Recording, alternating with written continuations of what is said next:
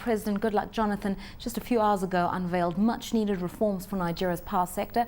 The announcement, dubbed the roadmap for power sector reform, spelled out specific measures that the government will be taking to light up Nigeria. CNBC Africa was there for the announcement.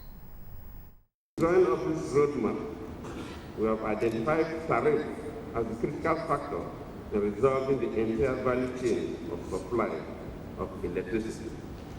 The idea is to ensure that the relevant agencies achieve a tariff structure that will give incentive to investors. We have also taken steps to reconstitute the National Electricity Regulatory Commission, and the list of the members will be sent to the National Assembly on Monday next week. I also took time to select a chairman that has similar credentials with the INEC chairman. I decided to do so because we need a revolution in the power sector. And we expect that those who will be in that commission will drive that process. I have cleared on a number of occasions that on the attainment of stability in the sector, government will disengage from generation and distribution of electricity in the country. Government will encourage the private sector participation in these areas.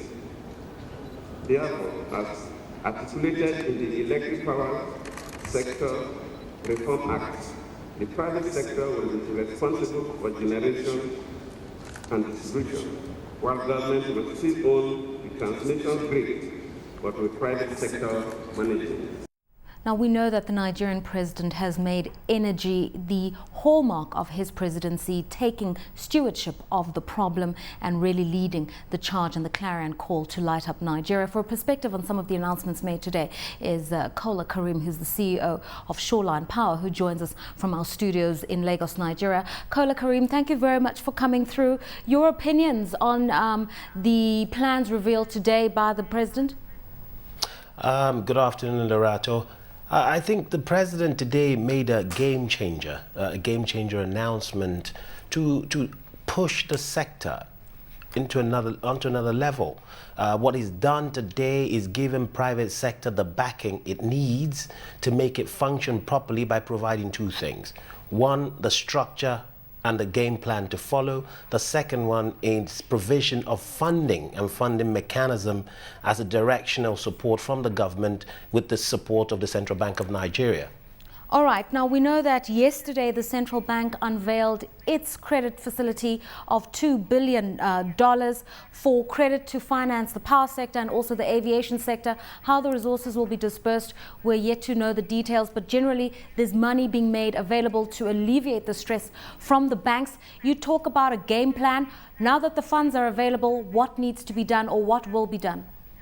I think what will be done now, as we see, participating in that sector, is companies like ourselves positioning and putting our business in order, in making applications with our bankers via the Bank of Industry, in getting access to these funds, and that entails in itself will push the power sector. All right. Now, fundamentally also, the president revealed plans to privatize the power holding company of Nigeria. This is a very sensitive issue, I think, across Africa, because the general view is that utilities is the responsibility of the state, and it's not very attractive for private entities to come through. What's the situation in Nigeria? I think the difference would happen. If you remember, many years ago, we had the same in the telecoms industry. And what happened when this area was liberalized and opened up to private sector investment and participation?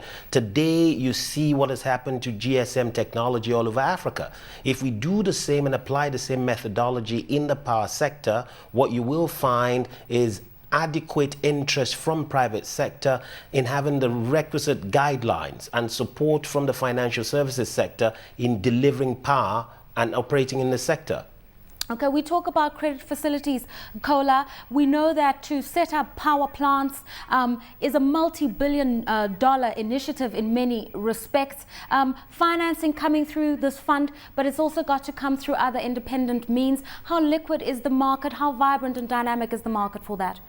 I think a part of the game changer the government has put forward today is ability to push the island generation mode, whereby companies like ourselves could go into a captive area and set up our power plant, generate power, and then sell it to a distribution company that will retail that power in that locale.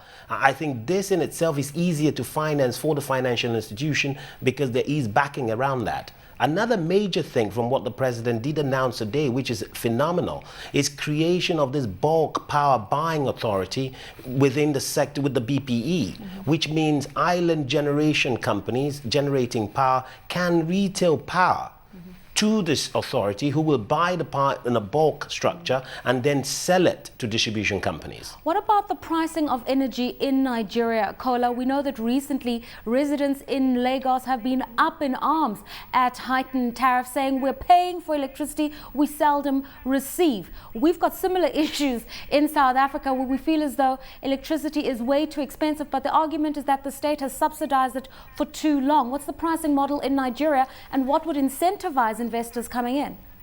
I think the pricing methodology the government is encouraging today, as from what the president himself said at his speech today, is government is revisiting the proposals that's been put forward on a pricing mechanism that will work for both the power producer and the government. I don't think government could abdicate its responsibility by just leaving the sector 100% to private sector.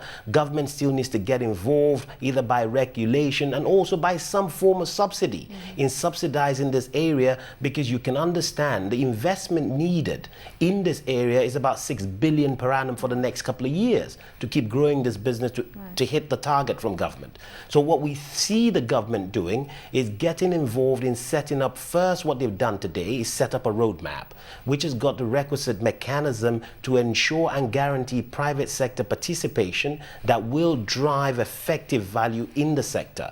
Companies like ourselves will continue growing our businesses around the bankers that we have, having the security and surety from the government that the government funding is coming at a particular price that is predetermined by government. All right, we know that the government prior to today also had its own plans, for instance, to add an additional 6,000 megawatts to the national grid. They introduced the National Integrated Power Projects, where they allocated over 760 billion naira towards introducing 4,000 megawatts into the grid. How feasible are these plans going forward?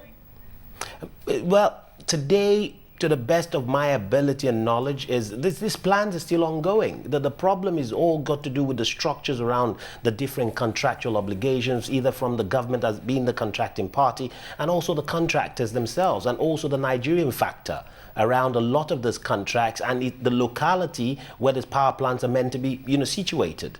But I think, as the government has shown, from what I see and we follow through from the president's speech today, the president has got the determination in making sure, and he's hung that around his presidency itself, in making sure that every Nigerian deserves power, and that is what the government's plan is to follow through on. The NIPP in itself, as I understand today, a lot of the contracts are back on stream, the contractors are working, so I think it's a focal point of this government, and money has been made available as well as part of this to make it the delivery a realistic date.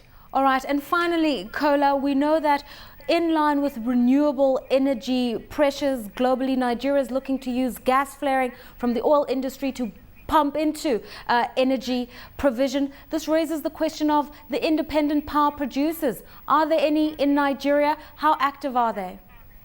Well, an example, Shoreline Power is an independent power producer. We have 2 power plants running at the moment in a captive mode, and we're looking at working on a couple more that we've got on, in the program that we're rolling out.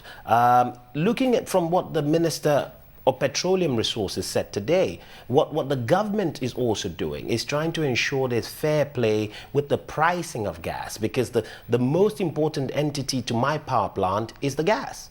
Availability of the gas at a price that is reasonable to me as a producer, then I could retail my power at a price that is reasonable and fair. If the pricing of the gas is not right from day one, then there is a fundamental flaw in the delivery price that I'm going to deliver the power to the people.